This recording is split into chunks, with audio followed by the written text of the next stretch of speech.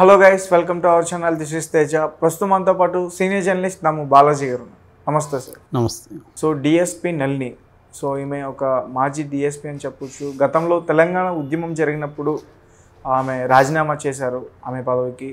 And ఇప్పుడు రేవంత్ రెడ్డి గారు నిన్న అసెంబ్లీలో కూడా ఆమె ప్రస్తావన తీసుకొచ్చి చర్చించారు.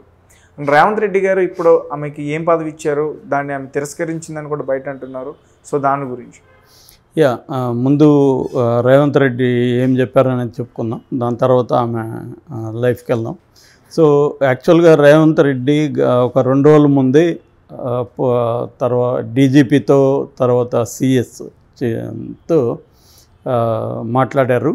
అదేంటంటే నళిని అప్పుడు రిజైన్ చేసింది కదా డిఎస్పీ పోస్ట్కి, ఆమెకి మళ్ళీ అదే పోస్టు ఇవ్వలేమా, మనం ఇవ్వడానికి అడ్డంకులు ఏంటి, ఒకవేళ ఆ పోస్టు ఇవ్వలేకపోతే అదే ర్యాంకులో ఇంకొక పోస్టు, ఎందుకంటే ఆమె గ్రూప్ 1 ర్యాంక్ కాబట్టి అదే ర్యాంకులో వేరే పోస్ట్ ఆమెకి ఇవ్వడానికి మీరు ప్లాన్ చేయండి, ఏం పోస్ట్ ఇవ్వచ్చు ఏంటి అనేది వాళ్ళతో చెప్పినట్టుగా న్యూస్ బయటకు వచ్చింది. ఇదేంటంటే రేవంత్ రెడ్డి వచ్చే వరకు కూడా ఈ 10 ఏళ్లలో మాజీ డిఎస్పీ నళిని గురించి ఎక్కడ న్యూస్ లేదు. ఆమె ఏమైందో తెలియదు, ఎవరు కూడా మీడియాలో కూడా అంతా మర్చిపోయారు. అయితే సడన్గా రేవంత్ రెడ్డి అధికారంలోకి రాగానే ఒక్కసారిగా డిఎస్పీ నళిని గురించి మళ్ళీ వార్త వైరల్ అయింది. దానికి కారణం ఏంటంటే రేవంత్ రెడ్డి గత ప్రభుత్వంలో ఉన్న విమర్శల్ని, అనేక అవకతవకల్ని విమర్శిస్తున్నాడు. అందులో ఒకటి ఆయన కన్సిస్టెంట్గా రేవంత్ రెడ్డి చేసే విమర్శలు ఏంటంటే, ఉద్యమ కాలంలో చాలామంది తెలంగాణ కోసం ప్రాణాలు వదిలారు, అనేక రకాల త్యాగాలు చాలామంది చేశారు. వాళ్ళల్లో తనకు అనుకూలమైన వాళ్ళకు మాత్రమే ఈ కేసీఆర్ ప్రభుత్వం అనేది వాళ్ళని గౌరవించింది, వాళ్ళకి ఇది ఇచ్చింది. కానీ నిజంగా ఉద్యమాల్లో ప్రాణాలు కోల్పోయిన చాలామంది కుటుంబాలకు కానీ, అమరవీరుల కుటుంబాలకు కానీ ఏమీ కేసీఆర్ ప్రభుత్వం చేయలేదు. చేయకపోగా ఉద్యమ ద్రోహులకి, ఉద్యమ వ్యతిరేకులకి పెద్దపీట వేశారు, మినిస్టర్ల పోస్టులు కూడా ఇచ్చారు. సో తెలంగాణ ఉద్యమానికి కేసీఆర్ ప్రభుత్వం ద్రోహం చేసింది అన్న విమర్శ ఈయన బలంగా తీసుకొచ్చాడు. తీసుకురావడంతో పాటు మేము అధికారంలోకి వస్తే వాళ్ళందరికీ మేము తగిన న్యాయం చేస్తామనేది కూడా హామీ ఇచ్చాడు. అందువల్ల ఈయన రాగానే కూడా ఉద్యమకారుల మీద ఏ కేసులు పెట్టారు, ఇంకా ఏ పెండింగ్లో ఉన్నాయి అవన్నీ కూడా తీసేయండి, ఉద్యమకారుల మీద ఏ కేసు కూడా వద్దు అనేది ప్రకటించాడు. దీంతో గతంలో తెలంగాణ ఉద్యమం కోసం ఎవరెవరు పనిచేశారన్న విషయాల్ని చర్చ మొదలుపెట్టారు నెటిజన్స్. ఆ క్రమంలో ఈమె గురించి కూడా వచ్చింది. సో వచ్చినప్పుడు ఇది ఆయన దృష్టిలో కూడా ఉంది, ముందు నుంచి కూడా నళిని కూడా రేవంత్ రెడ్డి దృష్టిలో ఉంది. అందుకని ఆయన ఉద్యోగం ఇవ్వమని చెప్పాడు. అయితే ఈ చర్చ అంతా జరిగేసరికి ఆమెకు అనేక మంది కాల్స్ చేయడం, నిజానికి ఆమె ఒక రకంగా అజ్ఞాతంలో ఉందని చెప్పొచ్చు. అంటే పబ్లిక్ లైఫ్కి దూరంగా ఉంది ఆమె. ఎక్కడ కూడా ఆమె ఈ 10 ఏళ్లలో లేకపోవడానికి కారణం ఆమె పబ్లిక్లో వచ్చి ఏదైనా మాట్లాడడం కానీ, నాకు అన్యాయం జరిగిందని కానీ ఏమీ చెప్పలేదు. ఎందుకంటే ఆమె రిజైన్ చేసి కూడా 12 ఏళ్ళు అయిపోయింది, అయినా కూడా ఆమె ఎక్కడ ఏమీ మాట్లాడలేదు. సో ఈ క్రమంలో ఈ చర్చ నడిచినప్పుడు ఆమె ఒక పోస్ట్ పెట్టింది. ఆ పోస్ట్లో ఏముందంటే,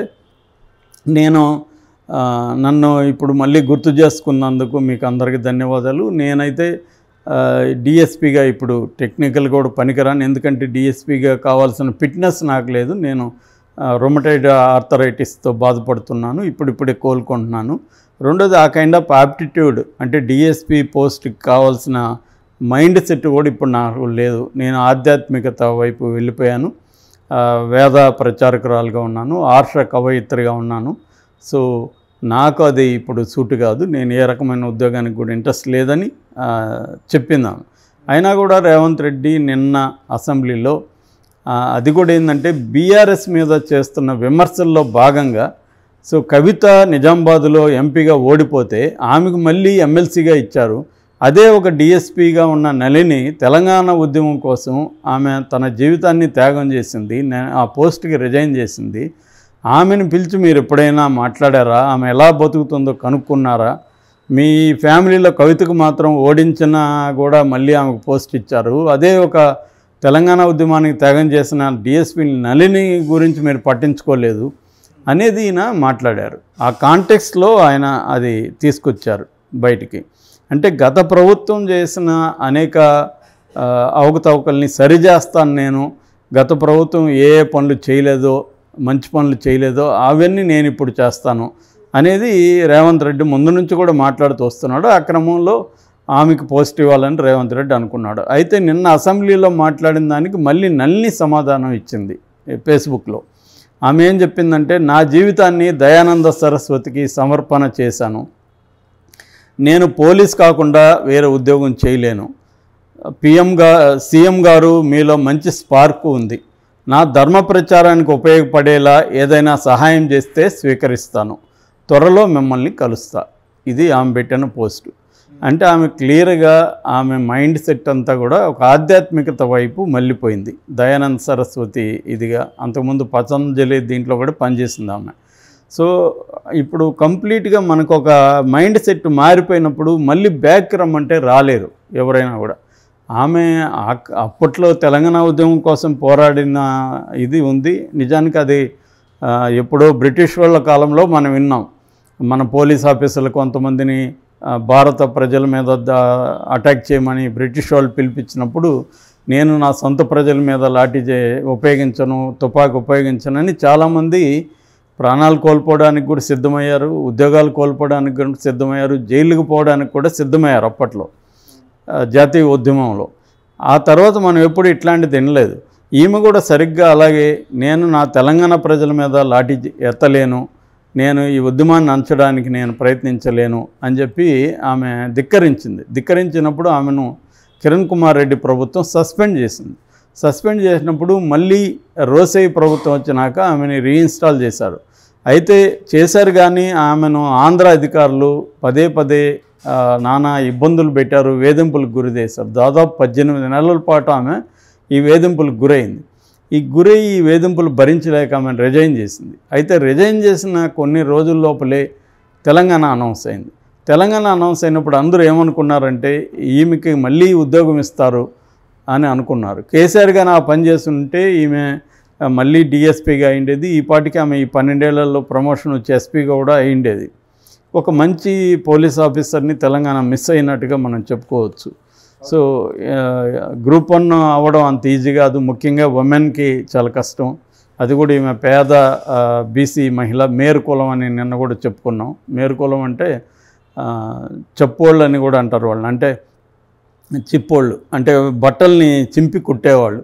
ఒకప్పుడు ఏంటంటే వీళ్ళది సంచార జాతి అనమాట. ఊర్లలో తిరుగుతూ ఏదైనా చినిగిపోయిన బట్టలు ఉన్నా లేకపోతే కొత్త బట్టలు ఉన్నా అవి తీసి కుట్టి వాళ్ళకి ఇస్తారనమాట అక్కడికక్కడే. దర్జీ కులం అని కూడా అంటారు. ఇది బీసీ డీలో 5వ కులం అనమాట. ఈమె యాక్చువల్గా ఈమెది నల్గొండ జిల్లా భువనగిరి, బట్ ఆత్మకూరులో ఉల్లిగడ్డ దామర్ అనే ఊర్లకు సంబంధించిన నరేంద్ర అని అతను పెళ్లి చేసుకుంది. అతను టీచర్గా ఉన్నాడు. తర్వాత ఎర్రబెల్లి దయాకర్ రావు దగ్గర పిఏగా పనిచేశాడు. ఈ అమ్మాయి చాలా డిగ్రీలు చేసింది, ఎంకామ్ చేసింది, బీఎడ్ చేసింది, పీజీడీసీఏ చేసింది, డిప్లొమా ఇన్ ఫార్మసీ చేసింది. ఫస్ట్ ఈమె చేసిన జాబు 2006లో పరకాల్లో హాస్టల్ వెల్ఫేర్ ఆఫీసర్గా ఫస్ట్ గవర్నమెంట్ జాబ్ చేసింది. దాని తర్వాత 2007లో ఈమె గ్రూప్ 1 పాస్ అయింది. అందులో డిఎస్పీ ర్యాంకులో డిఎస్పీ పోస్ట్ ఈమెకి వచ్చింది. ఆ తర్వాత ఈమె ఇంకా రకరకాలుగా దాని ఏమంటారు ప్రొబేషనరీ దీంట్లో పనిచేసింది. హన్మకొండ, హసన్పర్తిలో ఫస్ట్ పోస్ట్ ఈమె కరీంనగర్లో ఇచ్చారు. దాని తర్వాత మెదక్ డిఎస్పీగా ఉన్నది.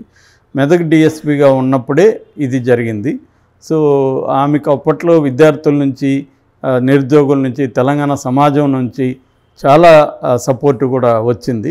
బట్ ఉద్యమం అయిపోయి తెలంగాణ రాష్ట్రం ఏర్పడినాక మాత్రం ఆమె పట్ల అయితే నెగ్లిజెన్స్ జరిగింది. ఈ లోపల ఆమె జీవన మార్గం మారిపోయింది కంప్లీట్గా. సో ఇప్పుడు ఆమె అందుకనే ఆమెను ఇప్పుడు కూడా మెచ్చుకోవాలి. ఎందుకంటే డిఎస్పీ ఉద్యోగం ఇస్తా ఉంది కాబట్టి అన్నీ వదిలిపెట్టి ఆమె రాలేదు. ఆమె ఇప్పటికి కూడా తాను నమ్మిన మార్గంలో నేను కంటిన్యూ అవుతాను, నాకు ఈ మార్గంలో మీరేమైనా హెల్ప్ చేస్తే తీసుకుంటాను, కానీ నేను ఏ ఉద్యోగం కూడా చేయలేనని ఆమె క్లియర్గా చెప్పింది. ఆ రకంగా నాకు తెలిసి రేవంత్ రెడ్డి ఆమె కోరినట్టుగానే ఆమె మార్గంలోనే ఆయన ఏదైనా హెల్ప్ చేసే అవకాశం అయితే ఉంది.